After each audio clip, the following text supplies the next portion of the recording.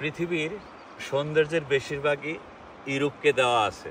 আমার পিছনে দেখতে পাচ্ছেন যে সৌন্দর্য, এটি আসলে ব্রাগান্সা এবং স্পেনের পর্তুগাল এবং স্পেনে যাওয়ার যে রোডটি, কি অদ্ভুত। এবং এই বৃষ্টির মধ্যেও শুধু এর সৌন্দর্যের জন্য আমরা আসলে এখানে নেমে পড়েছি, জাস্ট কিছু ছবি টবি ওঠানোর জন্য।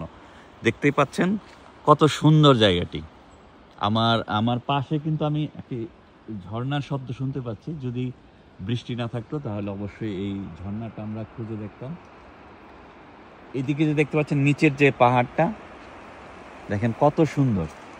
আর যেহেতু বৃষ্টি, রোদ থাকলে এটা দেখতে আরো অনেক সুন্দর লাগতো।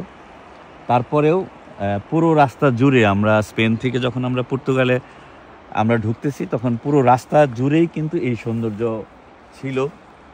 এবং যে গাছগুলি দেখতে পাচ্ছেন, এগুলি পাতাগুলি কালারই কিন্তু এরকম, মনে হচ্ছে যে পাতা এগুলি মারা গেছে, তা কিন্তু না। শীতের মধ্যে এই কালারটা আসলে এরকম হয়, তবে সামারে কিন্তু এই পাতাগুলো আবার অন্য কালার হয়ে যায়।